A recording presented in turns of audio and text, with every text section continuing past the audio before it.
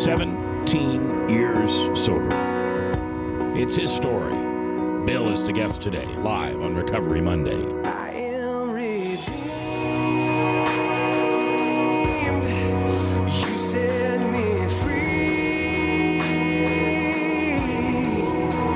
So I'll shake off these heavy chains and wipe away every stain. That I'm not who I used to be.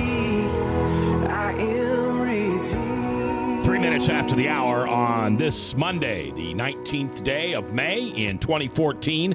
I'm J. Michael McCoy, and this is Recovery Monday, brought to you by Powell CDC. Why do we do this show? We do this show not for the choir. Nobody who has a drug addiction, who is alcoholic, who is having sexual identity issues, they're not listening to this show. We're talking to you because your brother does, or your daughter does, or your father does, or your pastor does. And you would do anything to help them. Anything. But you watch some of those shows on TV like Dr. Drew, and that's so dramatic. That's so acted out. That can't be true life. And you want to mention it to a friend, but you're just so afraid of gossip. And you love that person. And you don't want to hurt that person any more than they're already hurting. So Lila and Bob and I and Ryan get together every Monday to tell somebody's story. Today it's Bill's. What life was like, what happened, and what life is like now. It's Recovery Monday, and we thank you for joining us. Our guest is Bill, 17 plus years sober, and your sobriety date is what? August 6th, 1996. I don't know who it was said to us once. Was it you, Bob? That you were just amazed at how us alcoholics could always remember that date? Yeah, I did mention that. Yeah. It's like the most important date ever. I can't remember my birthday, but you remember your sobriety date. Yeah. Oh, yeah. Yep. And you remember, I had lunch today with a guy who's 4 days sober. And it was so helpful to me to sit and listen to him and the pain that he's in. Because every once in a while, you need to be reminded. Absolutely. Of the pain that we go through to get 1 day. Mm-hmm. And then to get 2 days. I tell Lila this joke. I had a good friend who said, Mac, you should quit drinking. And this was before I knew I should quit drinking. And so to prove to my friends that I wasn't a crazy alcoholic, I quit for 21 days. And I thought that was a heck of an accomplishment. Yeah. And then I took everybody out for martinis. Of course. Wow. Absolutely. And I remember sitting at the table and ordering martinis for whatever they wanted to drink. And my friend who was sitting to the right of me said, now, do you think that's a good idea to have a drink? And I said, hey, I went 21 days. You know, it can't be a problem. Well, little did we know. But anyway. What was the 21 days tough for you? I'll be honest with you, I don't remember. I remember, I think... when you finally get to the point, and jump in if you guys disagree or feel something else about this, but, you know, I got 2 DUIs, so I went through Powell once, and I went through Des Moines General once, and I was just doing that to get the judge off my back, you know, to go out and do what you need to do. So I think that 21 days was just because my friend thought I couldn't do it. But when you really decide you're going to do it, how do you describe it? So what you're saying is you knew there was an end to your little thing. Absolutely. Therefore, you could put up with it, but when you know that it's going to end for good, then that's the problem. Yeah. Right. I had a situation several times. I went to different weight loss clinics, and the idea was, 600 calories a day or whatever it was and no alcohol. And I did that, and I hit my goal weight in 90 days. And I came home and had a drink to celebrate. And my wife looked at me and said, you haven't had a drink for 90 days. Why are you having one now? Well, I want to celebrate. Yeah. And so I went from big glasses to small glasses that were much fuller. And then from small glasses to big glasses that weren't quite as full but had more in them. Yeah. So, yeah, I knew there was a day that I would be able to have another drink again. Yeah. And I was reminded by a guy in a meeting today how this disease progresses. And for him and I, this was a point that we compared to. Eventually, the last couple of years, we would take our gin and stick it in the freezer so we wouldn't have to dilute the alcohol with ice. Mm-hmm. And you'd put it in short glasses, and you'd literally drink like 3 shots, and then you'd get up and go to the freezer again. Oh, that must be at our cabin. Whenever I go to the freezer, there's always gin in there. Yeah. I wonder if that's why people do it. Yeah. Never thought of that. Yes, because then the ice doesn't melt and dilute it. Yeah. And if you want to look sophisticated, you still keep the gin in the freezer so it's cold, and then you can still put ice cubes in it, but the ice doesn't melt as fast, therefore Right. it doesn't get diluted as quickly. Right. Oh. And the gin, and maybe it's the same way with other liquors, but it kind of has that concentration of a cheap maple syrup. Not a good maple syrup, but a cheap maple syrup. Pine needles is how people refer Pine to needles it. is what I was going to Yes. say. But I meant the way how it comes out of the bottle. Yes. Oh. And yeah. how it. Okay, I don't want to even think about this anymore. But anyway, Bill's here. 18 years this August 6th, which is my wedding, my parents' wedding anniversary. Well, my wedding anniversary is 2 days prior to that. Wow. So, yes. But not that year. Oh, no. I've been married Lots twice of years. plus Okay. than that. Did that have anything to do with why you quit? Oh, yeah. Yeah. I want to hear that story because my sobriety date is the day before my wedding anniversary. All right. This is going to be a good show today. The phone lines are always open. And you know, for a call-in show, you put out a trigger question. And that trigger question is something that everybody knows the answer to. And the challenge is just to get in on the phone lines. And we don't do that on Recovery Monday. So people may not think that the phone lines are open, but they are. Call and ask a question. Use a fake name. Give a number. Hide your voice. Hi, my name is Betty, and I'd like to ask a question about my husband, or I mean my wife. The number 244-0077. 244-0077. 515-244-0077. And if you're calling from outside the 515, we have a toll-free incoming line at 1-855-244-0077. And your calls are welcome. Ryan will answer the phone, and we'll get Betty on, and she can ask a question. All right. So, Bill, where were you born and raised? Born in Spencer, raised in Des Moines for about 11 or 12 years, moved up to Waterloo, Iowa because of my dad's employment. Was there until between junior and senior year in high school, and then moved to Milwaukee, Wisconsin for the next 7 or 8 years. What did your father do? He worked for Chevrolet Motor Company. Okay. Yep. And so then you turned 18 in Milwaukee. I turned 18 in Wisconsin, yes. And Wisconsin, as you may or may not know, at that time had several counties that were called teen beer counties. Really? Yes. So if you were 18 years of age, you could go to one of these counties, and they had bars that were beer only for 18-year-olds. You're right. I dated a woman for a while. This is 100 years ago. And she lived just south of the Wisconsin border. And she could drive into this little town, and I don't remember. If you said the name, I'd know the name. It's either Kenosha or Racine. No, it wasn't either one okay. of those. Okay. And I mean, this was like right over the border, and it's this little hole in the wall. But that's what it was. It was 18 and Yep. beer. Wow. Yep. All right. So when did you take your first drink? I was kind of a late bloomer. I say that my first real drinks were probably as a senior in high school. Prior to that, my dad enjoyed a bourbon and water on a pretty regular occasion, as did my mother. And the kids were taught how to make them pretty early. And we always, I don't know about my brother and sister, always made sure they were a little extra full so that I could sip off the top. Oh, really? Well, because you didn't want to spill it, because then you were really in big Right. trouble. But it never really, again, that's probably the alcoholic in me. I didn't see anything wrong with that. All right. And you never probably got buzzed. No, because I'd take a sip, take it in, and then, half hour, 45 minutes later, he'd need another one. I'd go make him another one.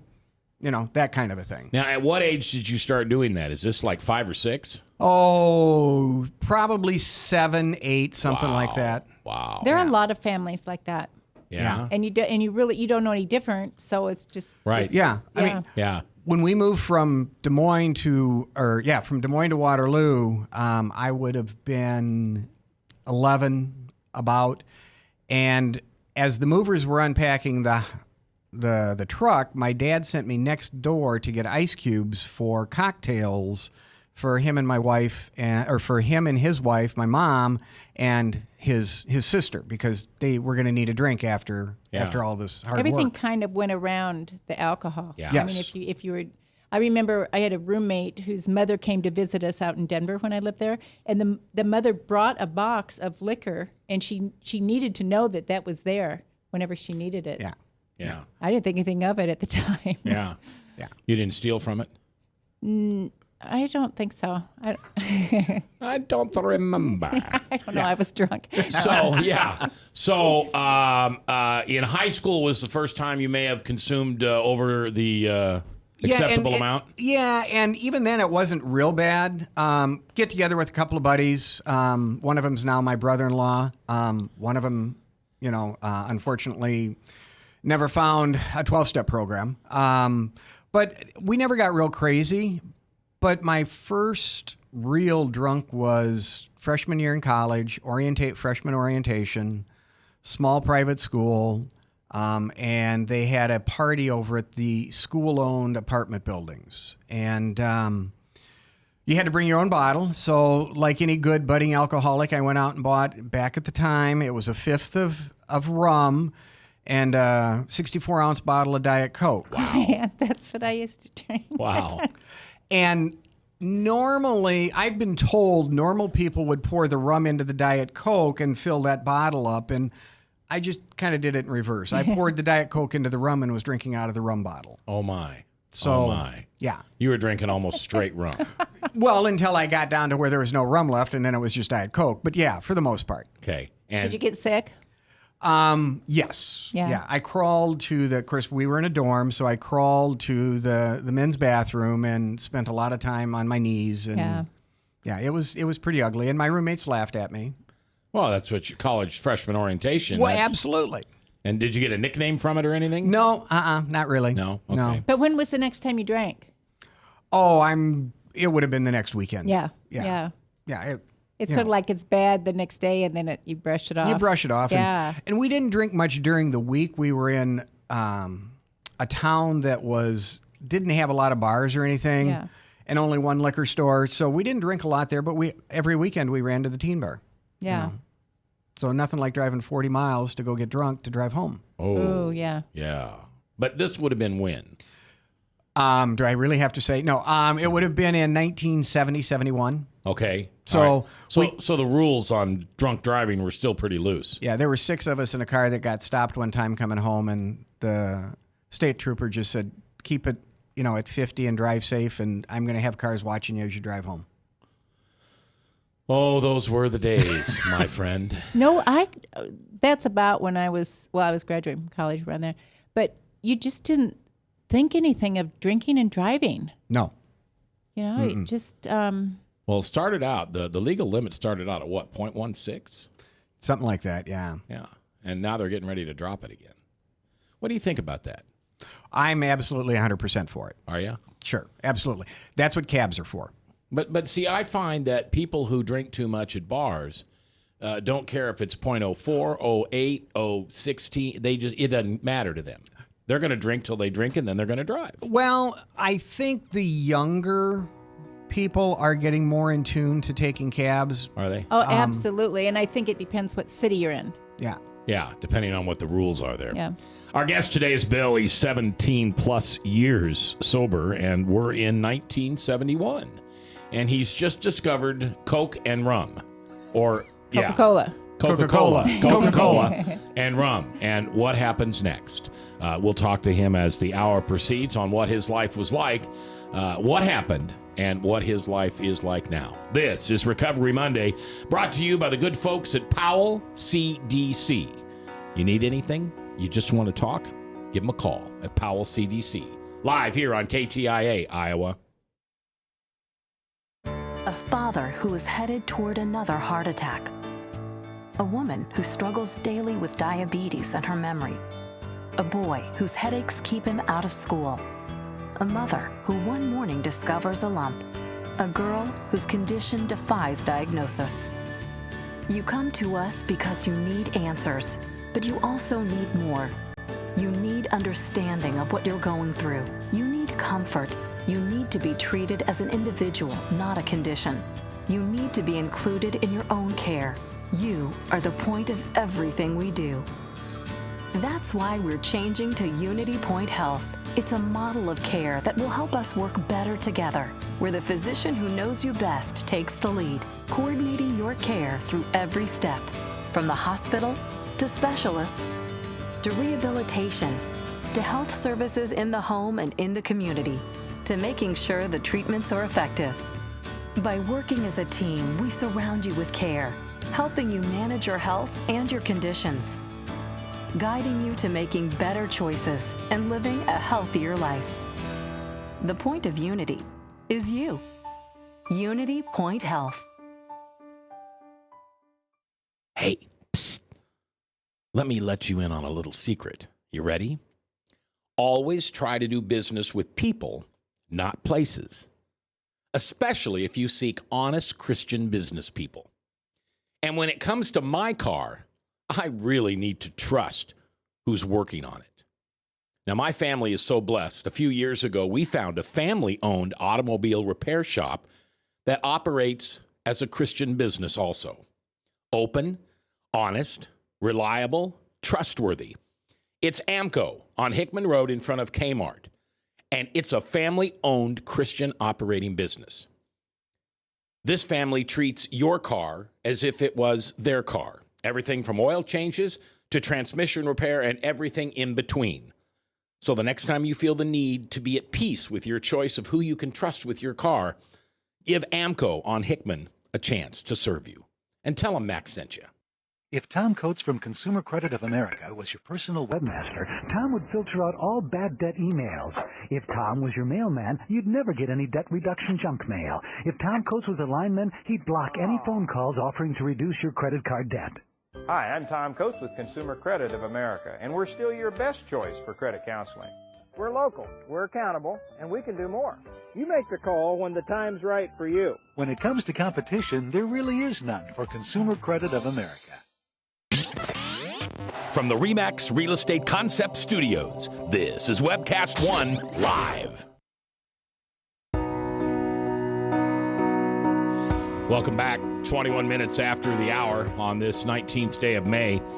I want to share with you guys for a second an advantage of being sober, because, you know, after a while we forget that. This last week was my wife's birthday, one of the O birthdays. I'm not allowed to say which one. And so she had her mom, who's 91, and her older sister, and her brother-in-law, and our niece come to town, and then our kids came over, and we just did stuff all weekend.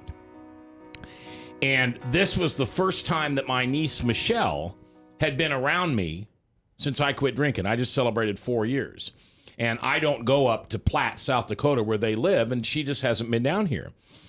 And one of the things that I was really, really bad at was having a house full of people, especially a bunch of Norwegians who don't drink, okay? I mean, you get the pepper out, and they think you're using an abused substance.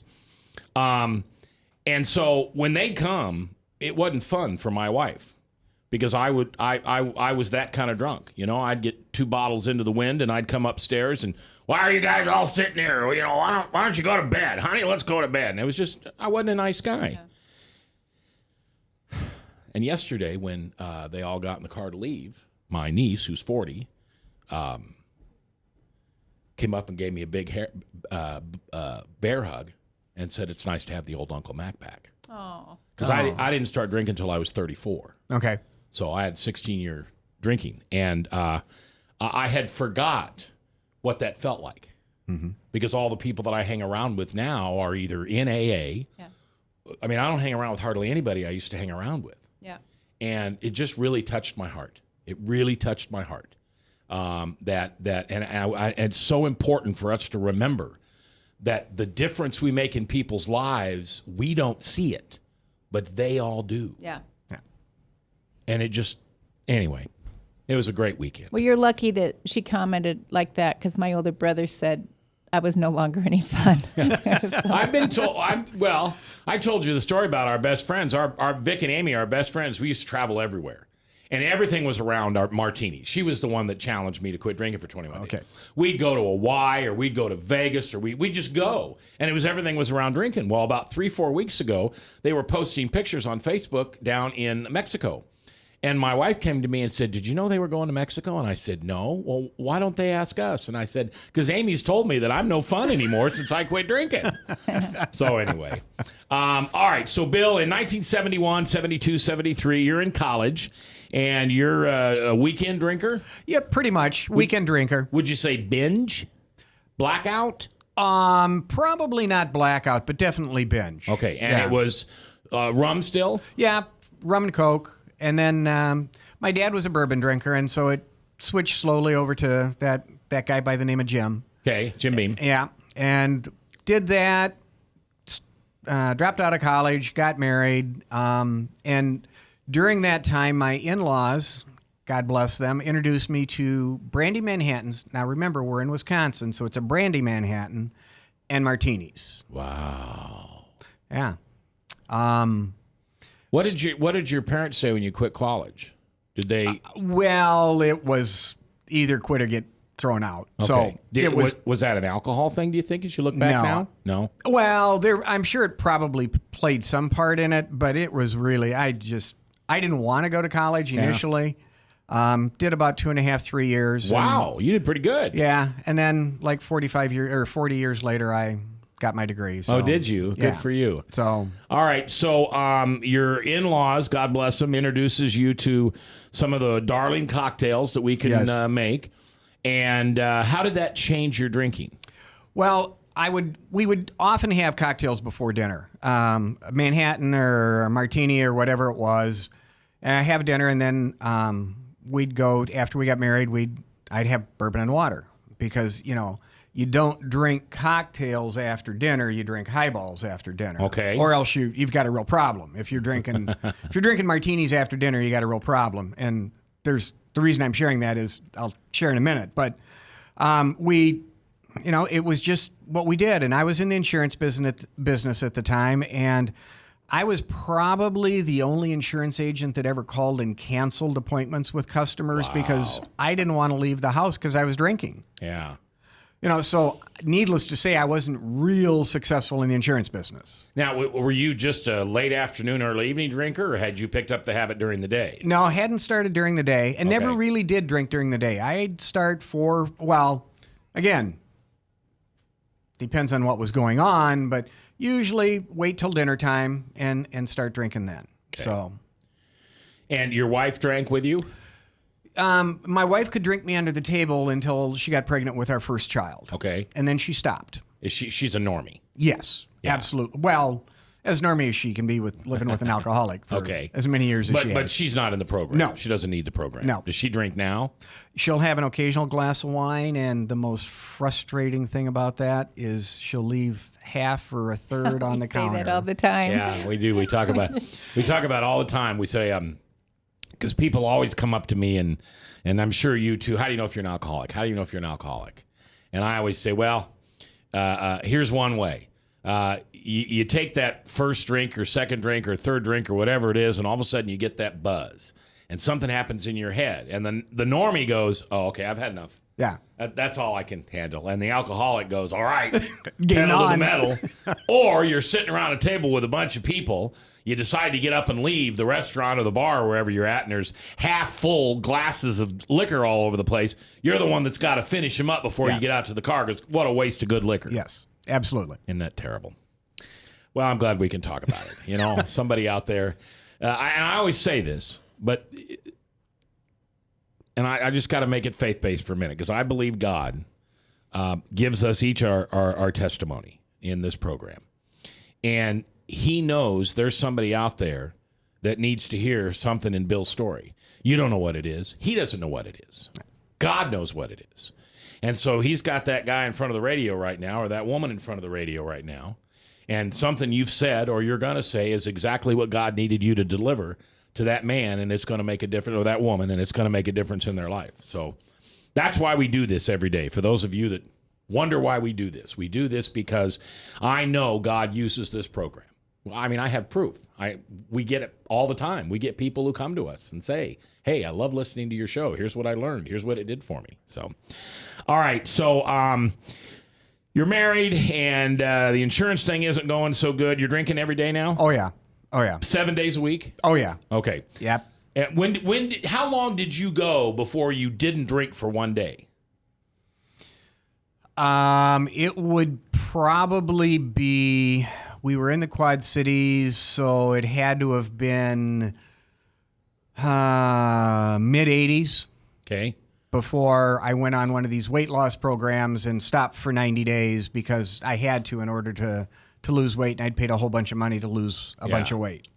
And you were telling us earlier that as soon as your weight was lost and you got your gain, or you got your goal, that you started drinking again. And your wife said, why are you doing that? Right. Yeah. Was it tough for you to quit drinking during that 90 days? No, it really wasn't. And kind of like we talked about earlier, I knew that in my mind, even though I never verbalized it, I knew that at the end of 90 days, I would be able to drink. Yeah. And I went through that program like 2 or 3 times because I'm not real good at staying at my goal weight. Okay. And so over the next, 5 or 7 years, I went through that program a couple of more times. And every time I'd stop for that 90 days. And then I'd come home when I hit goal and I'd start drinking again. Wow. I'm interested in that because of the weight thing. And so now that you haven't been drinking, is the weight easier to keep off? Oh, no. Ice cream, cookies, candies. And those all trigger. I'm getting into the food addiction stuff, but I know that triggers your brain to want more, just like liquor does. Yeah. Wow. I think and the other thing that blows me away is how women who are in the program, who are pathetic alcoholics just like me, but those 9 months that they're pregnant, they won't drink. Mm-hmm. And they can do it. Yeah. It's sort of that same thing. And you were already sober, were you not? I had just gotten sober for that reason because I wanted to get pregnant. And so when I was first sober, it was because I was having a baby. Okay. But you never went back to it. No. All right. Bill is our guest today, 17 plus years sober here in 3 months, less than 3 months. You'll celebrate 18 years. Right. What is that? When you hear that, what does that mean, 18 years? Means I've been really lucky and surrounded by a lot of really good people. Do you recall a time when you thought that number? Maybe in one of your first meetings, the first year, somebody to have a 15th sobriety birthday, and I'd sit there and go, Yeah. Are you kidding me? Yeah. I never had that thought that people were drinking on the weekends, taking time out, but they were still counting that as sober time. That thought never really crossed my mind. I really believed that they had been sober for however long they said, but several people in the first couple of meetings I went to that had that kind of sobriety, I just was like, that's pretty impressive. I wonder how they do that. Well, it's proof that in my opinion, it's proof that it's a disease. Mm-hmm. I mean, the AMA came out and everything in the early 70s or whenever it was and said it was a disease. And I'm glad they did. That's great. I know there's people that don't believe that. You and I share a mutual friend where her husband doesn't believe that. It's just about willpower. But there are those of us who know it's a disease. Yeah. And I know it's a disease. I'm allergic to liquor. If I drink liquor, I break out in stupid. Yes. You know, and most people, when they drink, they don't break out in stupid. Right. So it's that kind of disease. We're coming up on a break here, but I've got about a minute and a half. So get us to what happened. What happened was my wife and we've got 3 daughters, and one of them was not making some good choices as far as friends were concerned.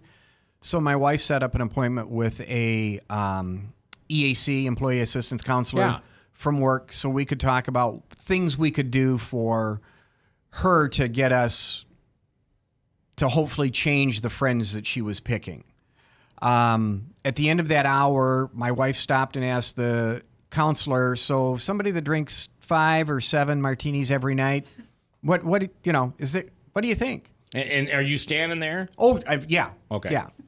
And the counselor said, well, they might be a heavy drinker. Wouldn't hurt to do, maybe check it in. And she goes, well, what about 7 to 9?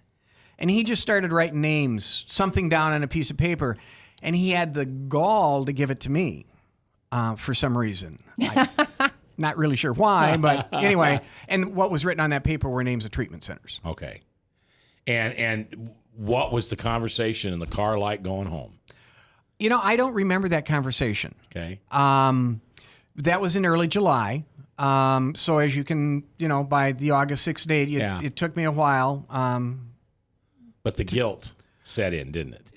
No? No, Okay. I don't remember guilt. Okay.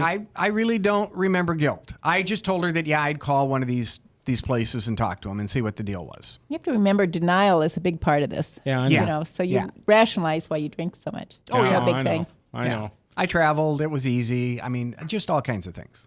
Yeah, well, Jim, he for 4 years he only drank when he was traveling. Yeah. To hide it from you. Yeah. And the other nights when he was home, it didn't impact him. No. Well, I don't know. I bet he was cranky. Well, but that's just who he is. He's cranky anyway. Yeah. All right, we're coming up on a hard break. When we came back, did he go to a treatment center? Did he fall into a 12-step program? Did he get an OWI? What happened that made Bill put the plug in the jug? We'll find that out when we come back next, live here on Recovery Monday, brought to you by the good people at Powell CDC and Unity Point Health. Live right here on KTIA Iowa, powered by WebcastOneLive.com.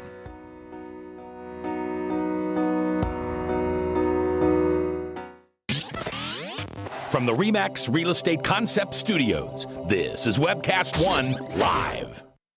I'm Brian Leach, owner and general manager of Service Legends. I brought along a couple of the home comfort heroes. Hi, I'm Tammy Wells. I am Nick Wondershide. I am administrative manager I am the senior technician from Service Legends. It seems like every good thing, when you feel it to the bone that it's good, there's a lot of hard work put behind it. I don't think that you can fake it and have it turn out good. If we seem like, okay, that's just weird, it's just a furnace, why would you believe so deeply in a furnace? It's not just that, we want to show the world that you can have good service. Yeah, I mean, it's your home. It's built into our daily trainings, it's built into our culture, that we're gonna do whatever it takes to have each client say they love us, period. That's why we spend all the hours in the training that we do. And if we guarantee it's gonna be a good experience for you, or else it's free, what type of work do you think we're gonna do? There is a guarantee. Temperature selection guarantee, fixed right or it's free guarantee, comfort guarantee, best value guarantee. All of these guarantees hold us accountable to ensuring that we exceed your expectations. And if for whatever reason we'd fail and we can't make it right, we guarantee all of those guarantees with a 100% money back guarantee. I mean, if you don't think that your technician can fix it right, are you gonna say that to a client? No. You don't have to worry about having a technician come to your house. We drug test, background check all of our team members. We put safe people in your home. Each and every one of our service techs, 400 hours a year in training. You tell it the minute they walk in the door. They know what they're doing, they've done their homework, and they actually truly care about what you want. Because at the end of the day, you're the person that makes sure I have a job. They're gonna be listening. They're gonna wanna know what your challenges are. Then they're gonna come and give you options, and you get to choose. If I'm there to help and I make it easy and painless, I did my job right that day. Well, when it comes to your comfort, safety, and your family, you don't necessarily go buy the most expensive, but you get the most bang for your buck. Oh, it's worth it, because there's a lot of people that will find a way to get it to work right now and then leave and then come back, charge you again, and the cycle just repeats itself. So when I'm out there looking at the furnace, I want to find why it failed today. How can we change the part today with something that you're not going to have to worry about? Is it worth changing the part today? I mean, you can put a lot of money into a furnace. I can fix parts all day. There's good job security in that for me, but is it the right thing for you?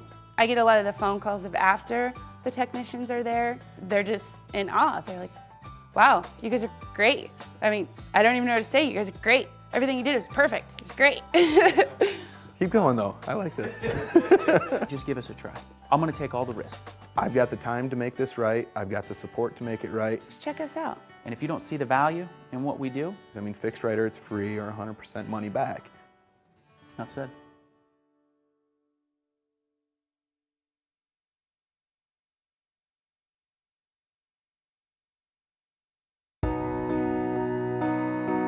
22 minutes before the top of the hour, Salem Radio Network News, and then Michael Mudloff with Westkirk Presbyterian Church, and of course his program, True Blue. Our guest is Bill. He's 17 plus years sober. He'll get his 18-year chip here on the 6th of August, coming up here in just, less than 90 days. And how many meetings a week do you go to? Well, I travel for work, and I'm really bad about hitting meetings on the road. But when I'm in town, I'm going to 4 to 5 meetings a week. Yeah. And even when I travel, I get back into town, and I'm normally good for 3 meetings, even when I travel. Yeah. I think that's so important for people to know. I give that out as an assignment is for people that go through treatment is to ask people that have 15, 20 years sobriety and ask them why they still go to meetings. Because people think, well, I only have to go until I don't. That's my dad. Yeah. Yeah, I'll call him. He's 84. Great guy. I'll call my dad, going to or from a meeting, just see how he's doing, him and mom are doing.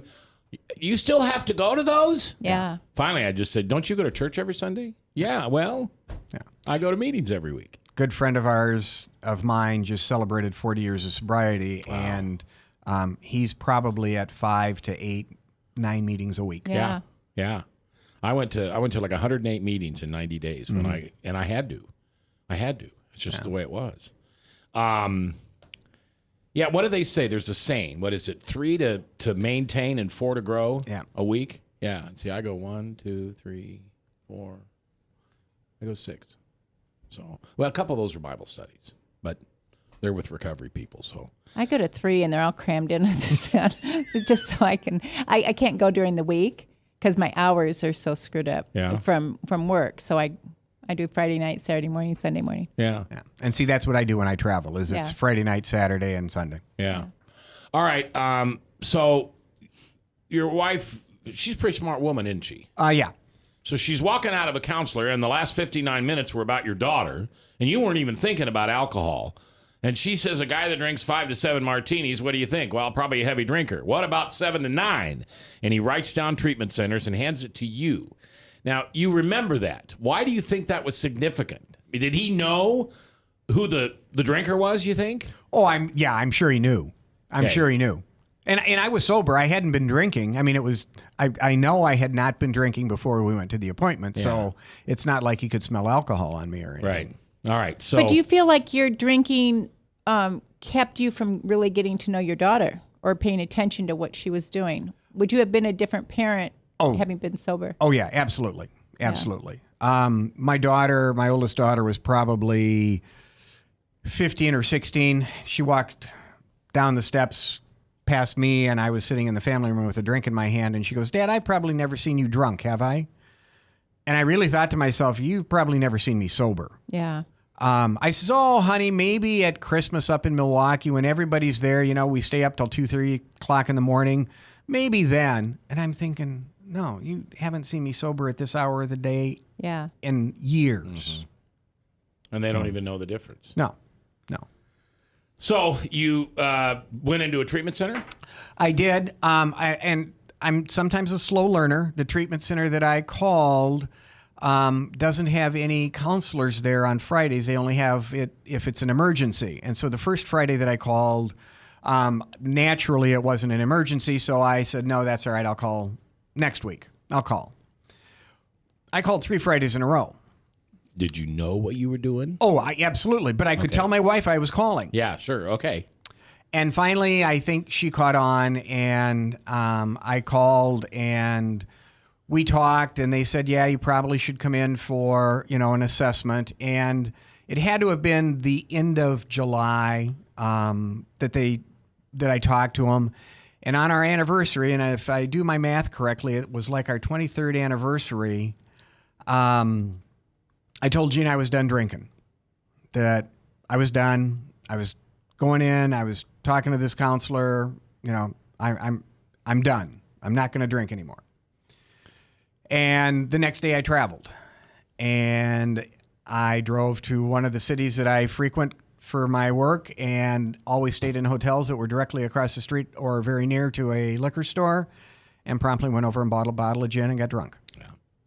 Yeah, and everybody always thinks that you go sit in the bars, in hotels, but not real alcoholics. No. I know. I do the very same thing. Yeah. I would go to a town, figure out where the closest liquor store was, or have the taxi guide drop me off on the way, get my bottle or bottles, depending on how many nights I was going to be there, and I never left the room. I mean, I left the room to do business. Right. Hey, but there are some real alcoholics sitting at bars too, because I bartended and there were plenty of them sitting around the bar every night. Yeah. Yeah. Yeah, but yeah, that's true. I know, but They had better expense accounts than I had. I guess so. Yeah. Now, what actions or activities did you take or not take that would cause your wife to want you to quit drinking? I was just a lump on the couch, Because watching TV. You didn't get an OWI. I never got an OWI. You never hurt her. No, never lost a job. And I didn't find this out until I was 10 years sober. On my 10-year sobriety birthday, got my chip. I'm thanking everybody, thanked her, and she leaned over and whispered in my ear. She says, "You don't know how darn close you were to having a divorce." Yeah. And we had that discussion afterwards. And she didn't say it with malice. She just said, when we had the discussion, her comment was, "I just thought you should know that I figured I was doing this alone anyway. I might as well just get rid of you." Yeah. Because you were just a lump on the couch. Yep. Lump in the bed. So did you find that once you quit drinking that you participated in life a little more? Oh, yeah. Or was that hard for you? Absolutely. Yeah. Absolutely. Yeah. And your children, what have they said to you? They haven't said a lot. They're all very proud of me. They've all been to major milestone, sobriety parties and things like that. And they really haven't said a lot, but during treatment, they each wrote a letter.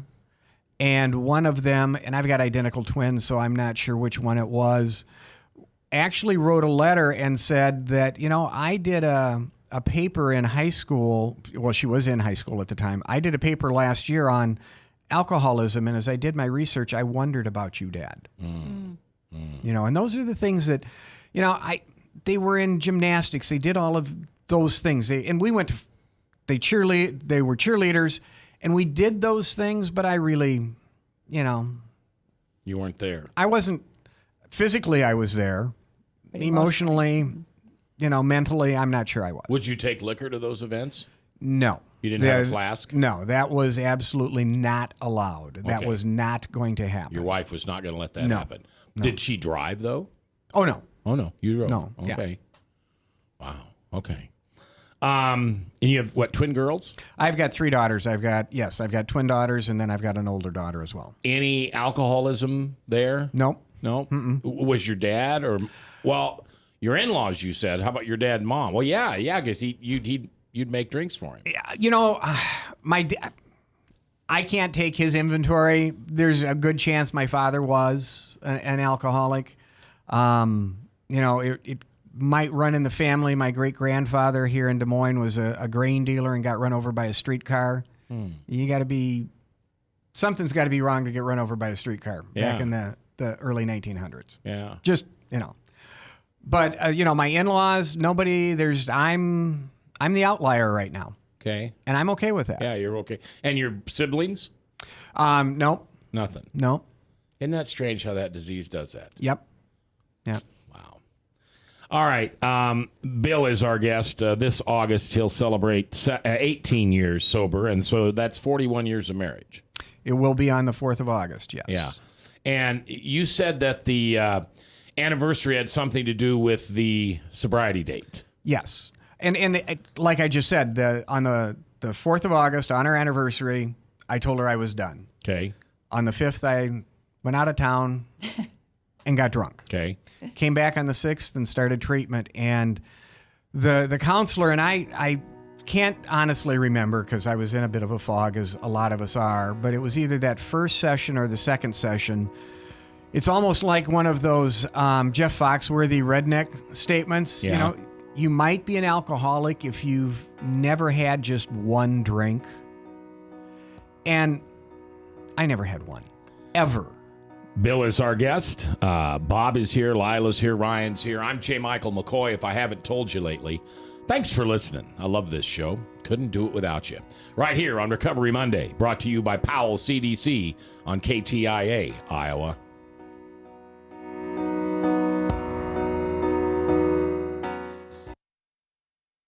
A father who is headed toward another heart attack. A woman who struggles daily with diabetes and her memory.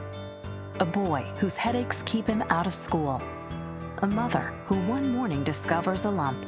A girl whose condition defies diagnosis. You come to us because you need answers, but you also need more. You need understanding of what you're going through. You need comfort. You need to be treated as an individual, not a condition. You need to be included in your own care. You are the point of everything we do. That's why we're changing to Unity Point Health. It's a model of care that will help us work better together, where the physician who knows you best takes the lead, coordinating your care through every step, from the hospital to specialists to rehabilitation to health services in the home and in the community, to making sure the treatments are effective. By working as a team, we surround you with care, helping you manage your health and your conditions, guiding you to making better choices and living a healthier life. The point of Unity is you. Unity Point Health. If you choose to obey the power of sin, it leads to death. If you choose to obey obedience, it leads to righteousness. Forgiveness is just the beginning of life in Christ. God wants us to live for Him now. And because of Jesus Christ, the gospel was preached, and you and I are blessed today because of Abraham. Did you know that? We're blessed. Experience Truth, 99.3 FM. From the RE/MAX Real Estate Concept Studios, this is Webcast One Live.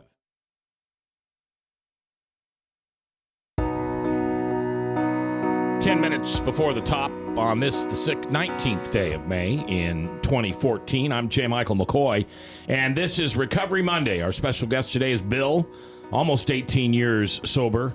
Lila Stafford, my co-host, and Bob Montserrat, my co-host. Ryan is producing, and the phone lines are open should you want to ask a question or make a comment. 1-855-244-0077. Now, you're not going to call maybe now because you don't want to or you don't need to. But put that number. Put it in your book. Put it in your phone. Put it where you put phone numbers. Because someday you're going to say, I got to comment on that. That crazy guy on the radio, he's nuts. I got to do something. Now, if you're local, it's just 244-0077, but toll free nationwide, 1-855-244-0077. So you came home, you went to treatment, 30 days? 28 days in outpatient. In outpatient, okay. Yep. Oh, who's... Frank's on the phone? Okay, let's take a caller here. Put your headphones on, kids, so you can hear. Frank's on the... Frank, you're live on Recovery Monday. How you doing? Good. Hey, let me ask Bob a question. You mean Bill? Something I've always wanted to know. Bill or Bob? Bob. Oh, Bob. Why, after you're done drinking, do you have an intense craving for salt? Well, I think it depends on what you're drinking, but drinking could, act like a diuretic. Yeah. And so people will urinate a lot when they're drinking, and so that when you're doing that, you're depleting a lot of the minerals in your system is being sucked out. So you've got to replenish that. Well, that's a good answer. Oh, am I right? No. It must be. I don't know. I truly don't. But I know there was a time in my life when I indulged in a lot of alcohol, and I was always wanting some McDonald's French fries or some potato chips or something very salty afterwards. That's just called the munchies. No, it wasn't. It wasn't sweet. Yeah, it had to be salty. Yeah, right. I understand that. Yeah, because you're depleting your body of a lot of the salt, potassium, sodium, and so you have to replenish that. All right. All right, Frank, I appreciate it, buddy. See you soon. That's The Voice. Frank, he has his own show called Frank, what is it? Frankly Speaking Live. Frankly Speaking Live at 5:30 on Fridays. All right, so 28 days, and how'd it go for you? It went really well. Like I said, first or second session, the counselor made that statement that you might be an alcoholic if you've never had just one drink, and I can remember telling Jean, I'm going to stop for a drink, and she'd say, you've never stopped for one drink. And my standard response was, well, of course not. It's double bubble. It's happy hour. You're getting 2 for 1. How can you just have one? Right. And so that really hit home. That was my burning bush. That was the thing that made me think, yeah, this is where I belong. Yeah. Went through treatment, got through that, went to lots of meetings, went to an aftercare group because I was told that if you go do that, your chances of staying sober are significantly greater than if you don't do that. Yeah. And by that time, I kind of liked the way things were going. I kind of liked that, if things were going better.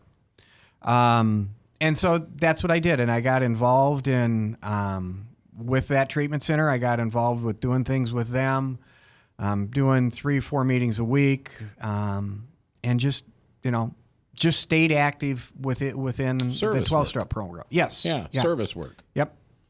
And that's what it takes. Yes. How many people have you sponsored over the years? I haven't sponsored a whole lot of people. Okay. Only about 5 or 6. Okay. And unfortunately, I haven't been real successful, but I stayed sober. And how many sponsors have you had? I've had 2. 2. Yep. Okay. And why did you get rid of the first one? He moved out of town. Okay. And I was hoping he wouldn't say he died. Because I said, how did you get rid of him? Yeah. No. He moved out of town, and so I moved on to the gentleman that I have now. Okay. And what's special about that relationship? How do you use him? How does he benefit your sobriety? Because you can ask him, tell him, share anything with him, and he's just going to tell you like it is. You're being stupid. Back off. That's the benefit of a sponsor, too, is because you know that they will give you not the answer you want to hear, but it's the answer that you need to hear. Yeah. Right. Which is different than going to someone in your family or someone outside the program. Yeah. You know what people are going to be on your side. Yeah. Yeah, absolutely. I'm going to go to somebody that thinks like I do and behaves like I do when I want an answer that I want. And instead I go to my sponsor, and he'll often tell me, you're being a knucklehead, just drop it. Okay. Now, tough question. If you allow me to ask it, I will. You said you had about 5 or 6 and you weren't very successful at it. Why do you say that? Sponsorees. Well, one was, a couple of them went back out. Well, I understand that they didn't stay sober, but why do you think that's your fault? Oh, it's not necessarily. Well, it's my fault because they didn't stay sober. It's just one of those things that I think a lot of sponsors kind of put on their shoulders that, and one of them was killed in a car accident while drunk. Yeah. Well, But we're always told you can't take that on you can't take responsibility for how many days sober they are or if they've gone back out. Yeah. And I understand that, and I agree with that. But you still, everyone feels that. Yeah, everyone feels the same way. I guess I'm lucky because I've had 3, and they're all in the program still. But I for some maybe I'm just arrogant enough that I just wouldn't take it personally if they went back out, or maybe I would. I don't know. I mean, you've sponsored tons of people. Do you fall apart when they go back out? I don't fall apart, but especially now. I don't take responsibility for it, but I always tell them, if they do it too much, I have them find another sponsor. Right. Because whatever I'm doing isn't working. Yeah. But I also let them know that I'll always be there for them. I think no matter how bad things get. Okay. Because I want people to always have an option that they have somebody that they could call that would believe in them. Okay. That's good. Yeah, because I have a friend of mine or I have a guy in the program who happens to be a friend of mine who tells them if I fire you, you'll never see me again. And if you see me, don't talk to me. Oh, no, I would never. To me, that's really, to use a phrase my father used to use, you're cutting off your nose to spite your face. Yeah. Because who knows, at some point in time, that person who didn't get sober, my guess is they helped your friend stay sober, whether he realizes it or not. Yeah, yeah. It's amazing. And I kind of felt this way Saturday. I said at the beginning of the meeting on Saturday that you guys gave me one of the best hours I've ever had in my life. The week prior when I got my 4-year chip and my wife was there, and they were all giving me crap in front of my wife.